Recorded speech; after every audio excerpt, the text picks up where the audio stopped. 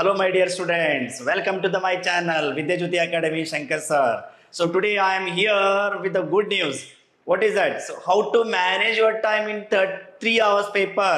In that, specially how to solve MCQ questions in 30 minutes.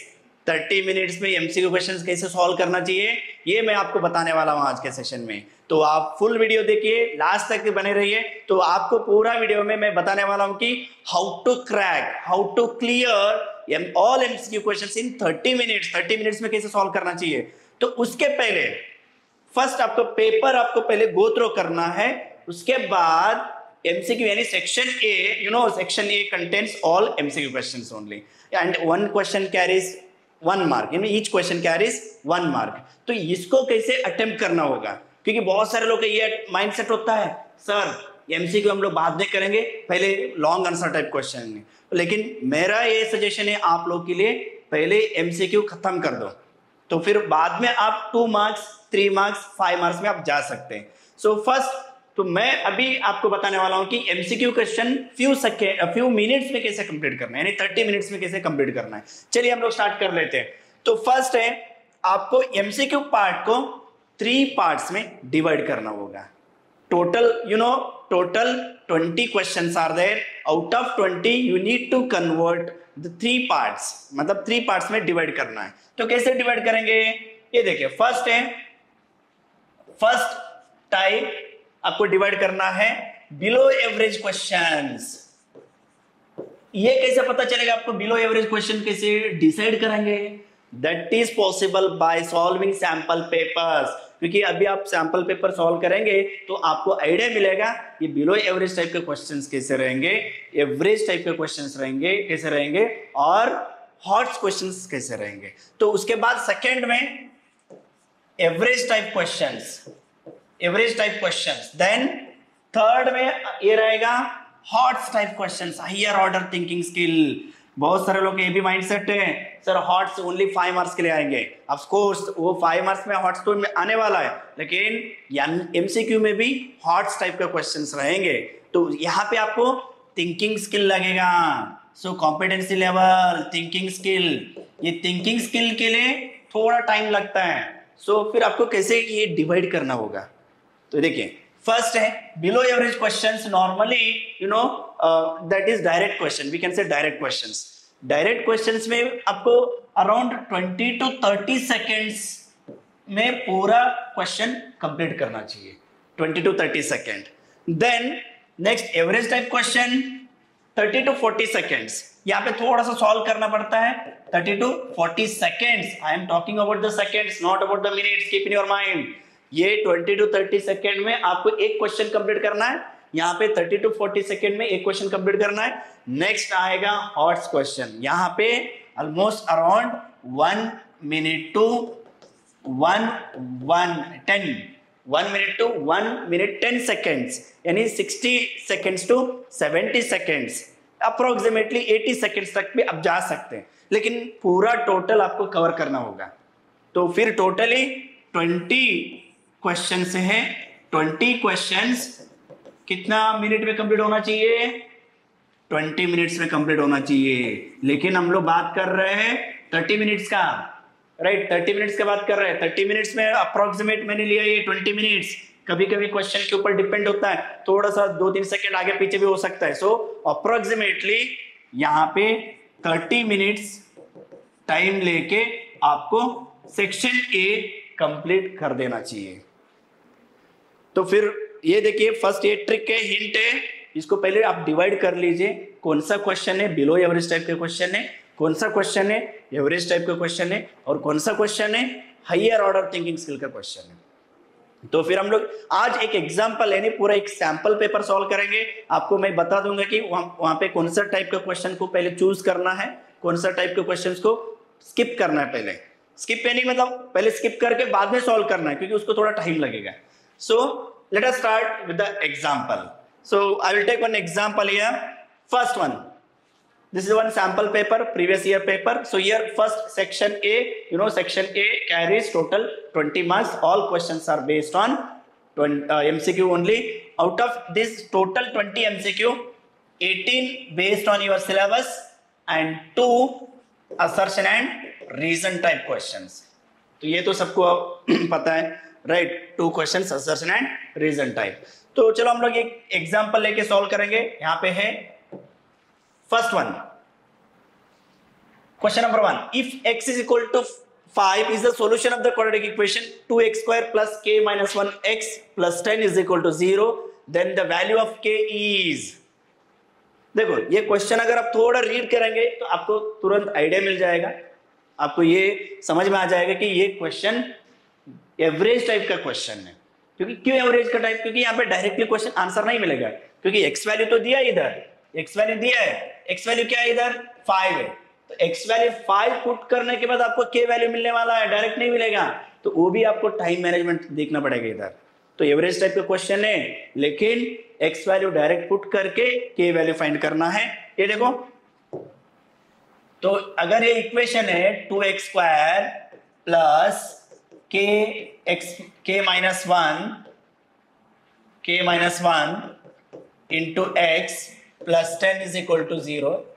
और ये आपको ये भी आइडिया आना चाहिए कौन सा चैप्टर का क्वेश्चन है, quadratic equation, right? 4th chapter quadratic equation का है. तो उसमें x वैल्यू पुट करना है, डायरेक्टली पुट करो. x वैल्यू 5 है, 5 square means 25 into 2 50 plus k minus 1 into 5 plus 10 as it is equal to 0. 50 plus 10 60 यहाँ पे शिफ्ट कर देना. तो क्या होगा देखो, -60 हो जाएगा.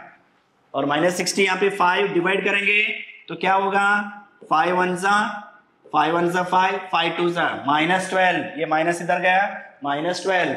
Then k minus 1 is equal to -12 और -1 भी यहाँ पे लेके आएंगे तो k is equal to -12 plus 1 कितना आया, k is equal to -11. Option B. तो देखो कितना टाइम लगा आपको, ये टाइमर रखना है आपको. हाँ इतना टाइम लगेगा मुझे, इधर ऑलमोस्ट 30 to 40 सेकेंड्स लगा, क्योंकि ये एवरेज टाइप का क्वेश्चन है, राइट? वैसे सिमिलरली सेकेंड वन भी देखो, तो सेकेंड वन तो ये तो डायरेक्ट क्वेश्चन है, बिलो एवरेज क्वेश्चन है.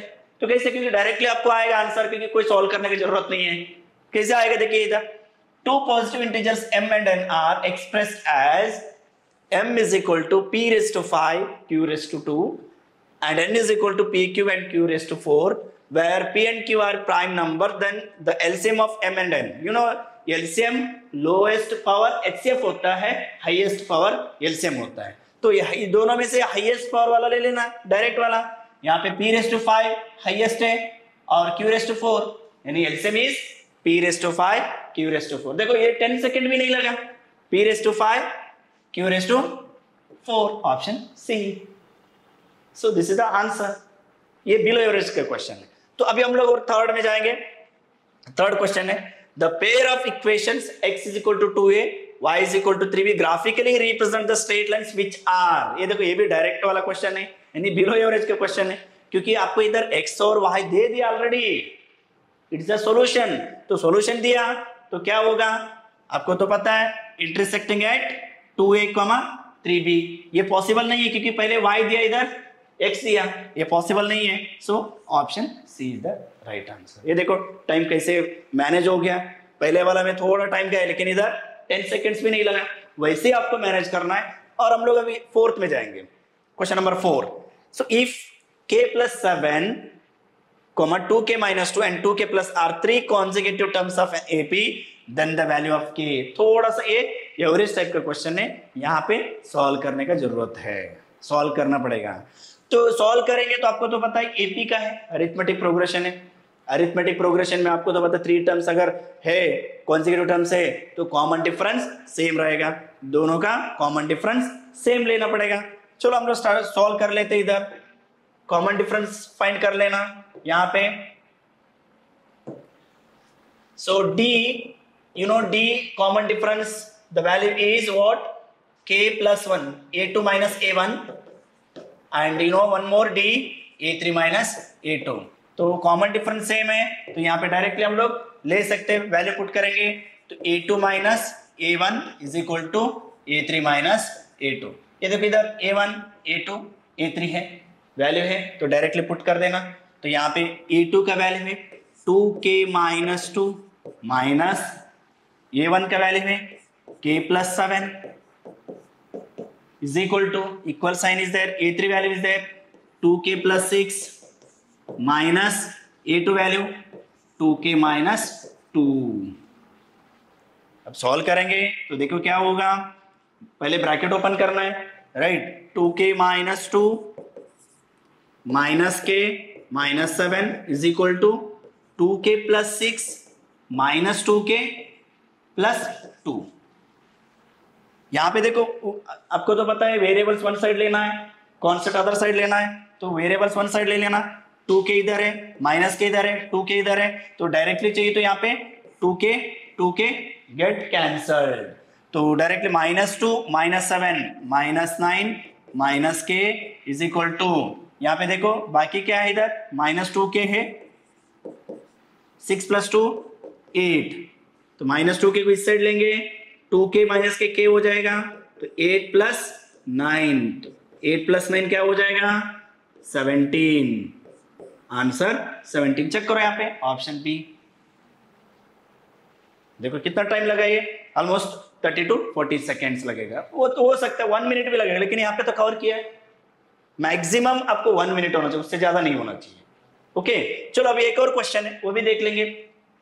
तो इसके कैसा रहेगा देखो, आप डिसाइड करो, आप ही बता लो मुझे कमेंट करके, इसमें कौन सा क्वेश्चन, कौन सा टाइप का क्वेश्चन है ये बिलो एवरेज का है, एवरेज का है और हॉट्स क्वेश्चन है, ये सर्कल चैप्टर का है, टेंजेंट भी दिया हुआ है। So in the given figure PA PB are two tangents drawn to the circle with center O and radius 5 cm and angle APB 60 degree. This angle is 60 degree. Then the length of PA. मुझे कोई comment करके बताओ।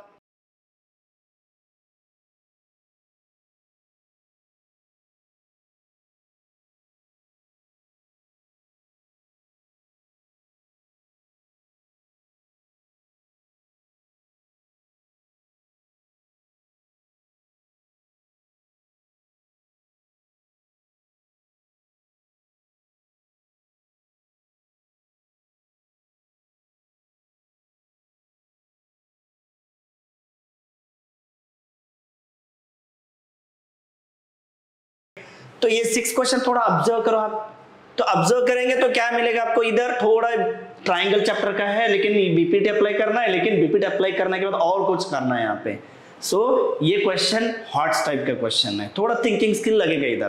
कैसे thinking skill लगेगी देखो, in the given figure M and N are the points on the sides OP and OS of respectively of triangle OPS such that MN parallel to PS, then the length of OP का length find करना है, ये वाला length OP find करना है, लेकिन यहाँ पे क्या दिया, OM फाइंड करने के बाद OP फाइंड करना है, ये 2 स्टेप्स का है, तो इसके लिए ये हॉट्स टाइप का क्वेश्चन है, higher order thinking skill question है।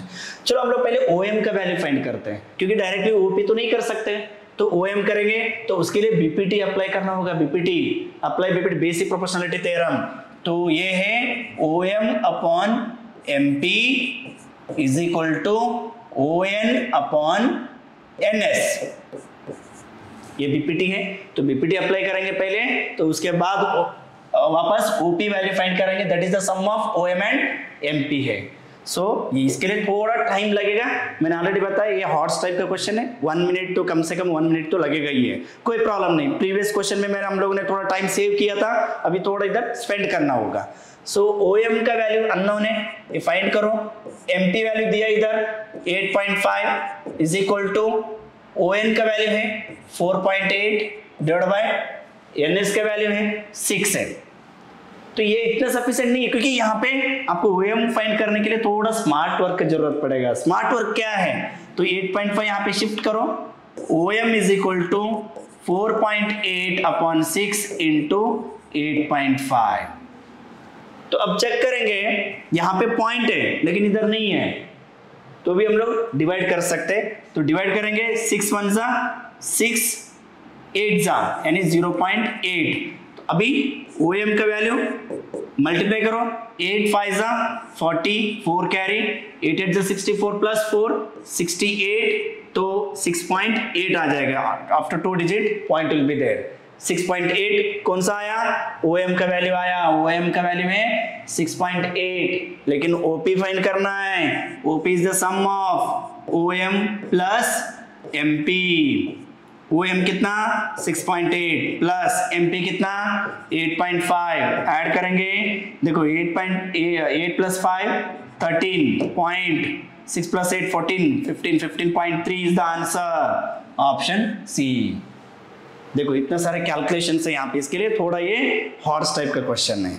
चलो हम लोग क्वेश्चन नंबर 7 में जाएंगे। अभी ये कौन सा टाइप का क्वेश्चन है थोड़ा देखेंगे। ऑफ कोर्स प्रोबेबिलिटी मतलब डायरेक्ट क्वेश्चन ही रहेगा, इतना डिफिकल्ट आएगा नहीं है, तो प्रोबेबिलिटी क्वेश्चन है, प्रोबेबिलिटी के ऊपर बहुत सिंपल क्वेश्चन रहेगा, वैसे भी सिंपल ही है, थोड़ा सा ट्विस्टेड है, तो ये इसको डायरेक्ट क्वेश्चन ही बोलेंगे, बिलो एवरेज क्वेश्चन है। तो इसको पहले रीड करो अच्छे से, तो क्वेश्चन आप रीड करेंगे तो ऑटोमेटिकली आपको आंसर मिल जाएगा। तो कैसे है, all queens, jacks and aces are removed from pack of 52 playing cards. You know, total playing cards are 52. Out of 52, queens, jacks and aces plural है, इसका मतलब जितना भी queens है, jacks है, aces है, सब रिमूव कर दिया। यानी टोटल कितना आएगा रिमूव करने के बाद, तो एक बार लिख देना 52 minus total 4 queens will be there, 4 jacks will be there and 4 aces will be there, total 12 cards are removed। देखो डायरेक्टली नहीं बोला उन्होंने, लेकिन यहाँ पे 52 में 12 कार्ड्स को रिमूव कर दो, रिमेनिंग कितना 40, यानी ये टोटल सैंपल स्पेस है, राइट, सैंपल स्पेस आ गया 40 है। तो उसके बाद the remaining cards are well shuffled and one card is picked up at a random from it, the probability of that card to be a king। पहले आपको ये देखना होगा, ये सोचना होगा कि किंग कार्ड्स कितने रहेंगे।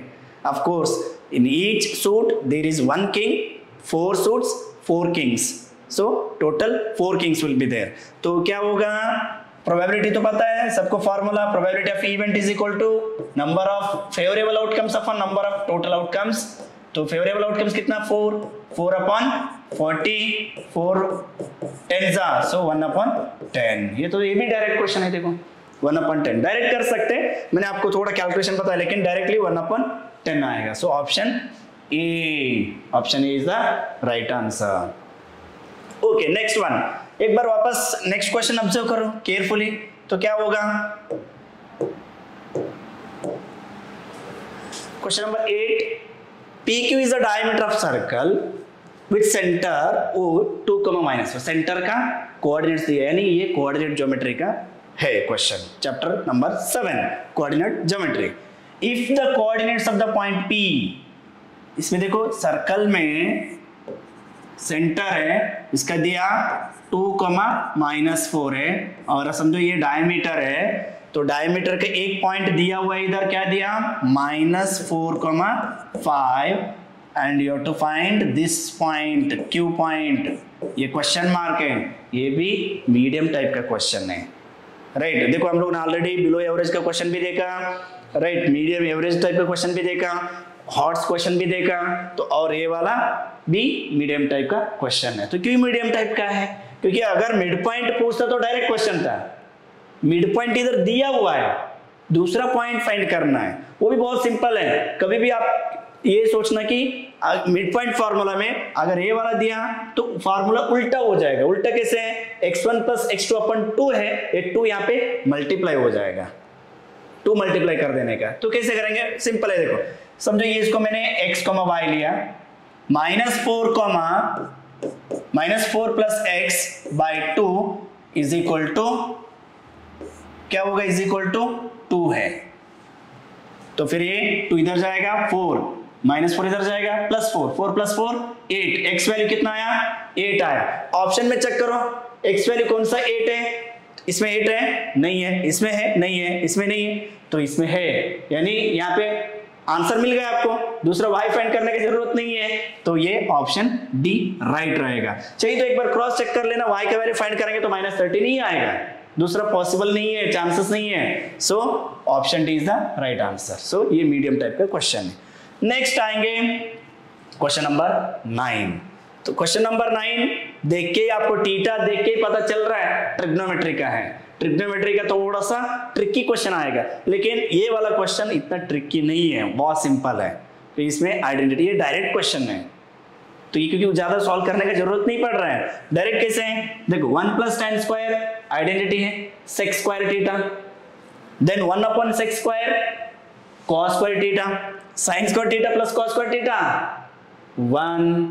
देखो सॉल्व करने की जरूरत नहीं पड़ा, रिपीट कर रहा हूं, देखिए एक बार 1 + tan square sec square theta, then 1 / sec square theta cos square theta, क्योंकि sec is the reciprocal of cos, then sin square plus cos square 1, तो आंसर 1 आएगा।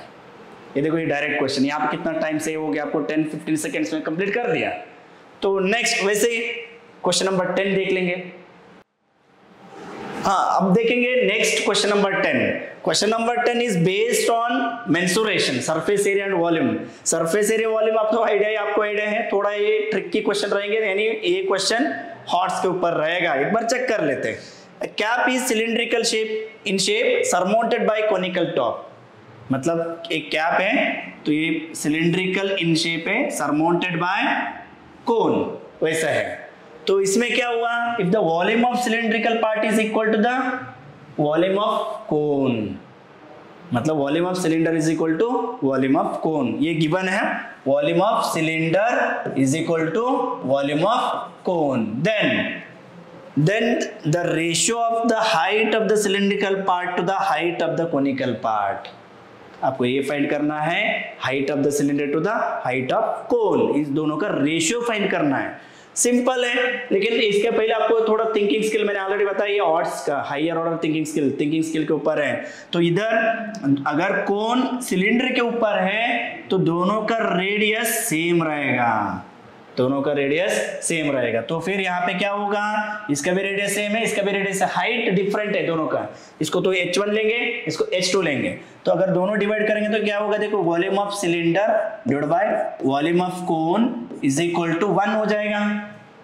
सो वॉल्यूम ऑफ सिलेंडर का फॉर्मूला है पाई r² h1, यहाँ पे कोन का 1/3 पाई r² h2 is equal to 1।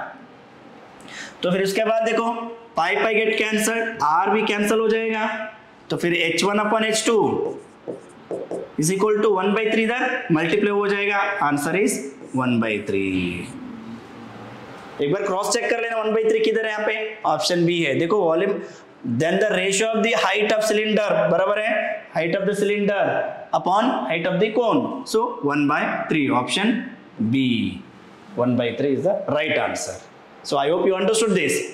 चलो हम लोग अभी नेक्स्ट क्वेश्चन में जाते हैं। तो क्वेश्चन नंबर 11, तो क्वेश्चन नंबर 11 एक बार ऑब्जर्व कर लेना, वापस आ गए हम लोग, कौन सा 7th टर्म मतलब एपी का है, राइट। तो एपी का ये भी देखो the 7th term from the end of the AP, तो ये भी डायरेक्ट नहीं है, ये हॉट्स क्वेश्चन, थोड़ा थिंकिंग स्किल लगेगा, क्योंकि डायरेक्टली 7th टर्म है तो सिंपल क्वेश्चन है, लेकिन ये 7th term from the end of the AP, and से 7th टर्म फाइंड करना है। तो इसका मतलब है ये एपी को रिवर्स ऑर्डर में लिखना पड़ेगा पहले।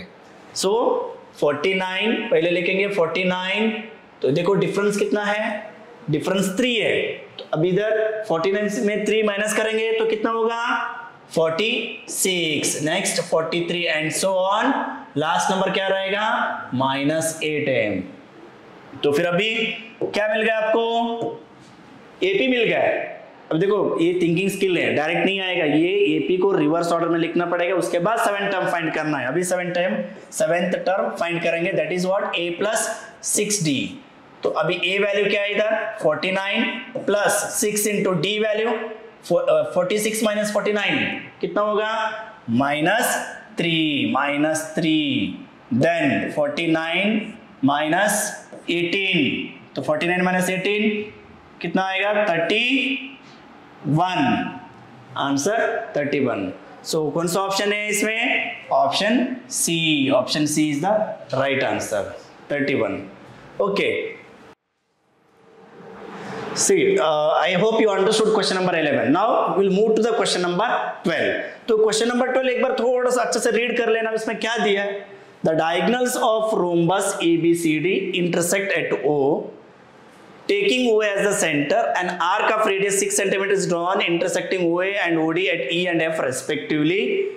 The area of the sector, area related to circle chapter का है, चैप्टर नंबर 11 का है, तो उसमें एरिया ऑफ सेक्टर फाइंड करना, लेकिन एरिया ऑफ सेक्टर फाइंड के लिए रेडियस तो दिया है लेकिन सेंट्रल एंगल नहीं दिया, तो सेंट्रल एंगल के लिए इतना सारे थोड़ा घुमा के दिया, इसका मतलब ये डायरेक्ट क्वेश्चन नहीं है, मीडियम टाइप का भी नहीं है, ये हॉट्स क्वेश्चन है, हायर ऑर्डर थिंकिंग स्किल का है। तो इसके लिए आपको पहले फिगर ड्रॉ करना होगा। फिगर ड्रॉ करेंगे तो क्या होगा, देखो तो कौन सा फिगर ड्रॉ करना है, रोम्बस, रोम्बस ड्रॉ करो।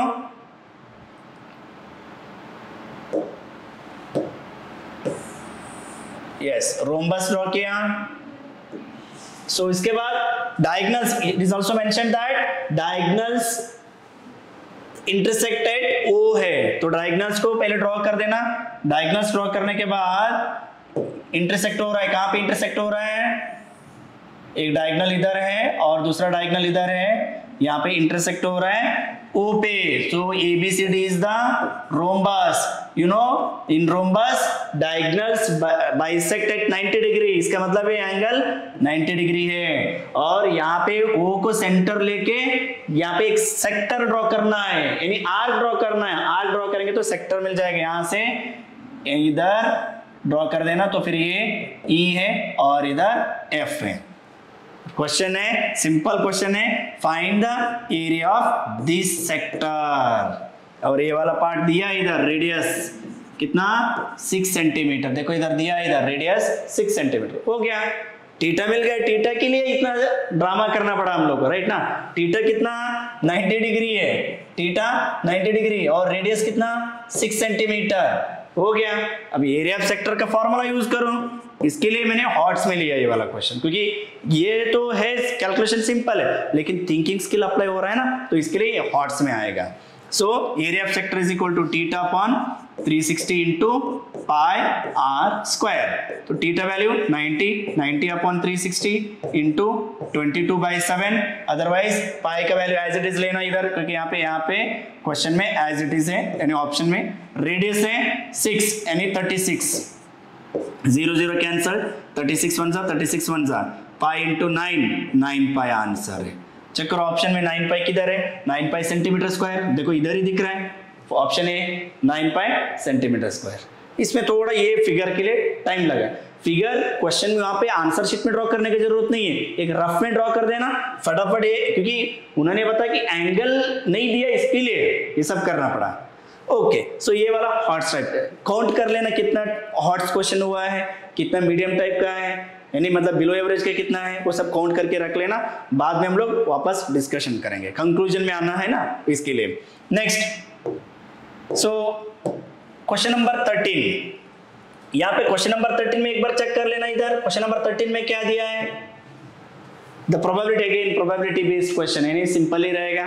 ऑफ कोर्स फिर भी एक बार रीड कर लेते, the probability of getting chocolate flavoured ice cream at random in a lot of 600 ice creams is 0.055, full stop. The number of chocolate flavored in ice cream in the lot, यहाँ पे एक बार observe करो, total दिया हुआ है और एक प्रोबेबिलिटी दिया है, ये प्रोबेबिलिटी ऑलरेडी दिया, तो नॉट इवेंट और इवेंट का जो टॉपिक है प्रोबेबिलिटी में P of E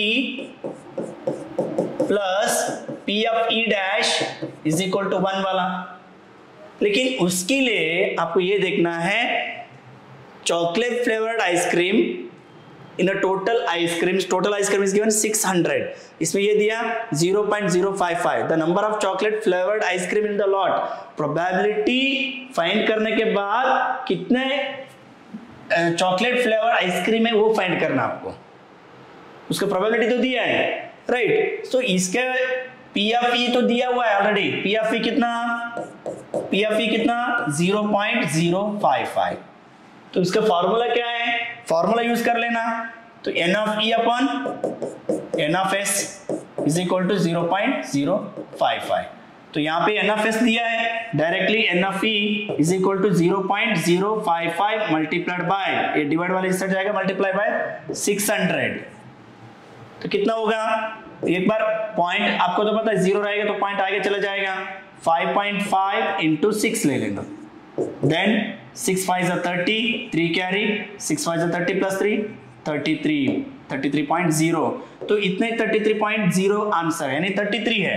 लेकिन यहाँ पे एक बार ऑब्जर्व कर लेना, एक ही फ्लेवर है, इसके लिए इसका जरूरत नहीं पड़ा। अगर 2 फ्लेवर होता तो इसका भी सॉल्व करना पड़ता है, राइट। मैंने इसके लिए यहाँ पे दोनों ऑप्शन दिया आपको, तो लेकिन यहाँ पे ये पी ऑफ ई डैश का ई बार का जरूरत नहीं है, डायरेक्टली 33 है, तो ये वाला आंसर है। तो ये कौन सा टाइप का क्वेश्चन है? मीडियम टाइप का क्वेश्चन है, क्योंकि डायरेक्ट भी नहीं, क्योंकि डायरेक्ट नहीं मिल रहा था ना।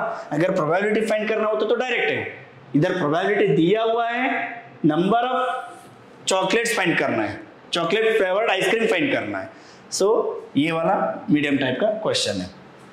नेक्स्ट आएगा क्वेश्चन नंबर 14।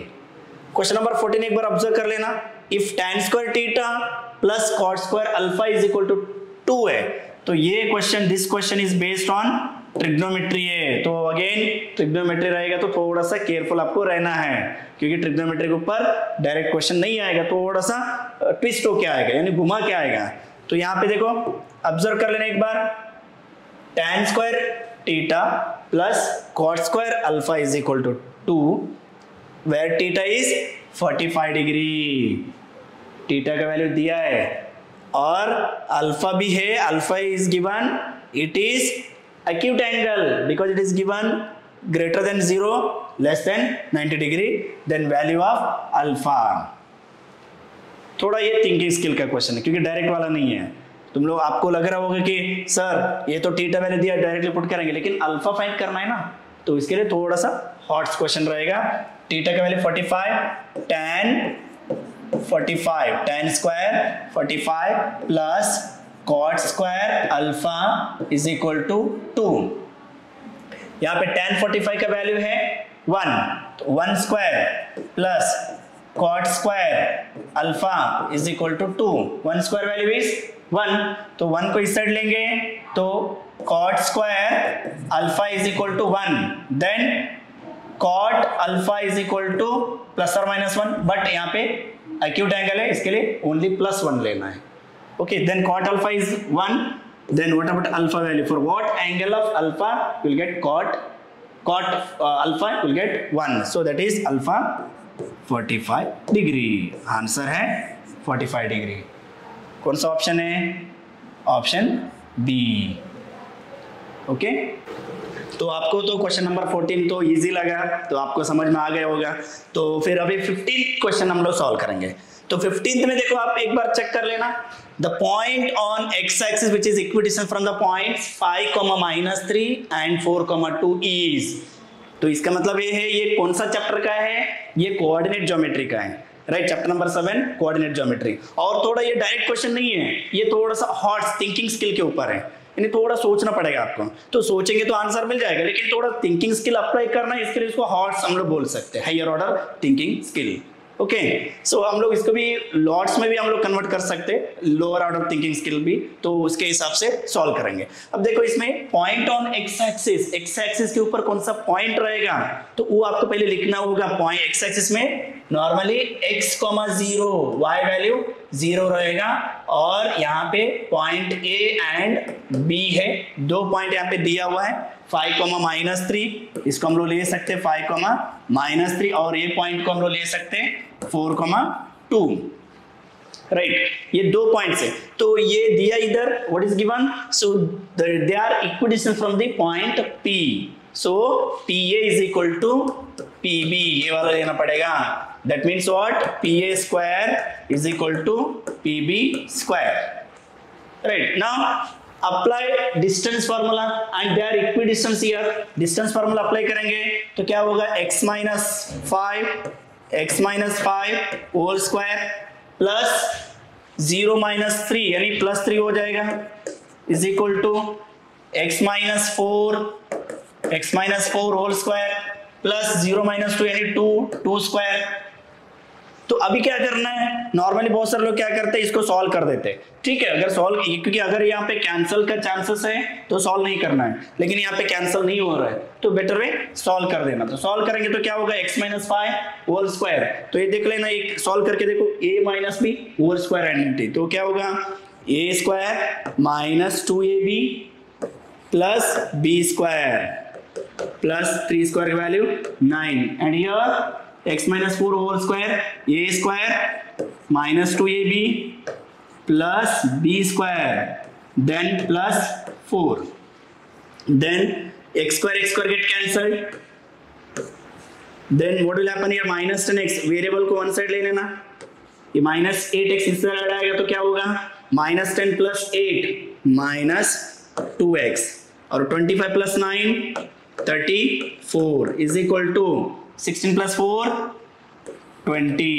तो अभी 34 को यहाँ पे लेंगे तो क्या होगा minus 2x is equal to 20 minus 34 तो कितना आएगा minus 14 तो अभी माइनस माइनस कैंसल 2 1 जा 2 7 जा x वैल्यू मिल गया आपको 7 और यहाँ पे चेक कर लेना बाकी के वैल्यू आपको तो पता है दूसरा वैल्यू फाइंड करने की जरूरत है क्योंकि वो 0 रहेगा तो x वैल्यू मिल गया 7,0 तो यहाँ पे इसमें देखो कौन सा है option B 7,0 is the right answer okay चलो अभी ये तो क्वेश्चन नंबर 15 समझ में आ गया आपको चलो हम लोग क्वेश्चन नंबर 16 भी सॉल्व कर लेते हैं तो इसमें ये भी थोड़ा आपको आइडेंटिफाई करना है ये बिलो एवरेज है या हायर ऑर्डर या लोअर ऑर्डर थिंग स्किल का है तो if the length of an arc of a circle subtending an angle 60 degree at its centre is 22 centimetre थोड़ा क्वेश्चन अच्छे से रीड कर लेना ये वाला मीडियम टाइप का है क्यों मीडियम टाइप का है क्योंकि यहाँ पे length of arc is given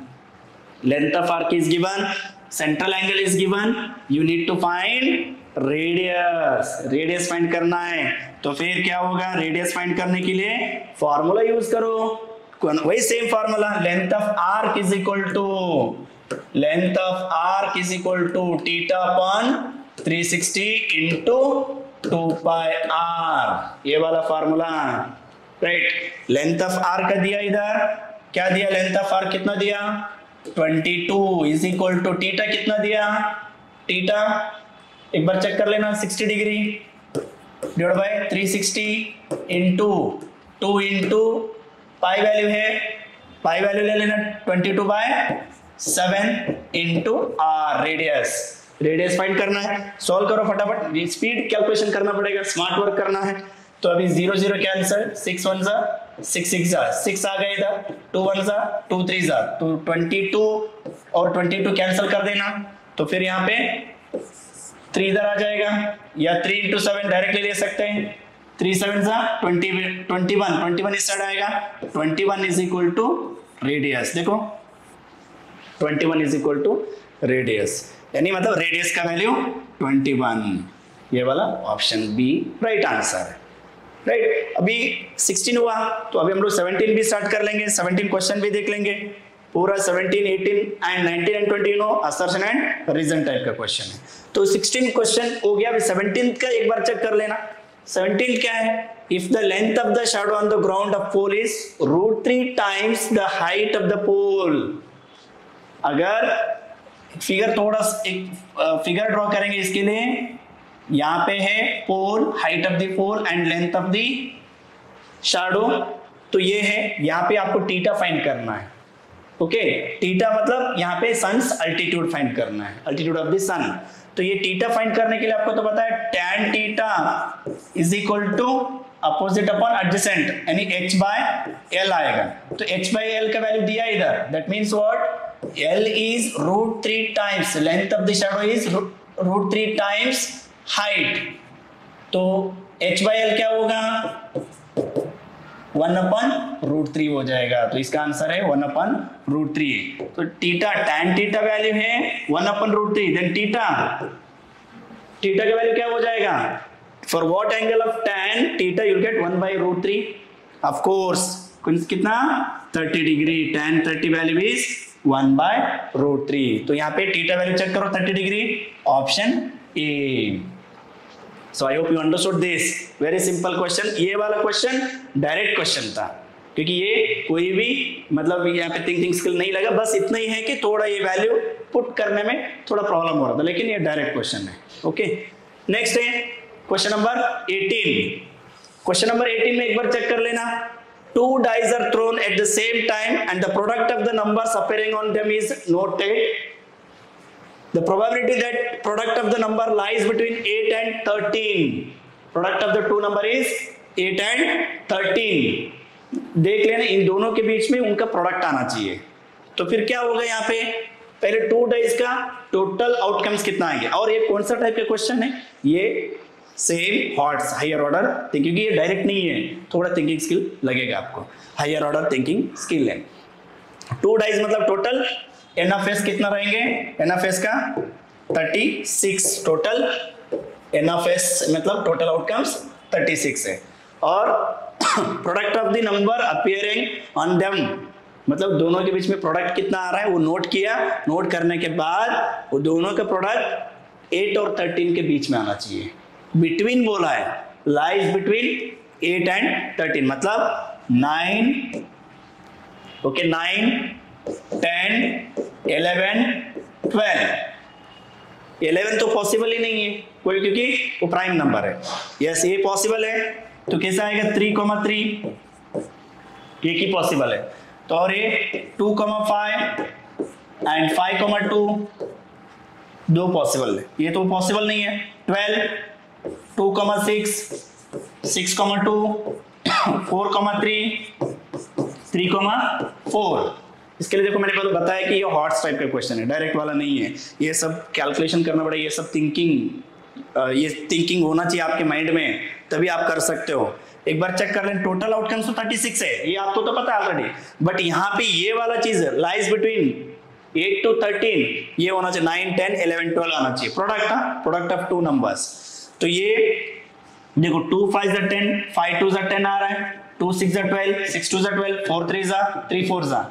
और इसके अलावा कोई नंबर है, चेक करो एक बार, 1 4 जा 4 नहीं आएगा और 11 कभी नहीं आएगा, तो काउंट कर लेना कितना हुआ इधर, ये एन ऑफ ई रहेगा 1 2 3 4 5 6 7, 7 upon 36, ऑप्शन ये है, right. Okay, so now let us move to the next level of this MCQ type question, that is assertion and reason type question. Okay, उसमें नॉर्मली हम लोग अभी 18 क्वेश्चन तो सॉल्व कर दिया है एकदम आराम से। एक बार उसमें चेक कर लेना कितना बिलो एवरेज के थे, कितना एवरेज के थे, कितना हॉट्स क्वेश्चंस थे।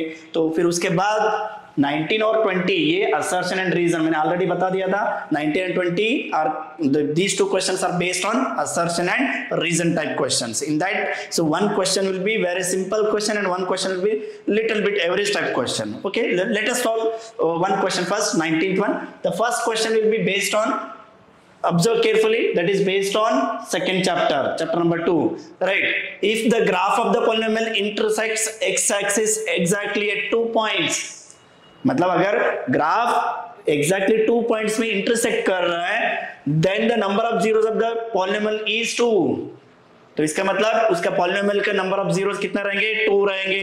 Is that right? एग्जैक्टली। अगर कोई भी ग्राफ, तो अगर वो पॉलिनोमियल p ऑफ x रहेगा, वो polynomial p of x x axis में 2 पॉइंट्स में कट हो रहा है, तो नंबर ऑफ जीरोस 2 रहेंगे definitely. So that is true, यानी रीजन ट्रू है, बराबर है। नेक्स्ट, सॉरी असर्शन ट्रू है, तो अभी रीजन भी चेक कर लेंगे एक बार।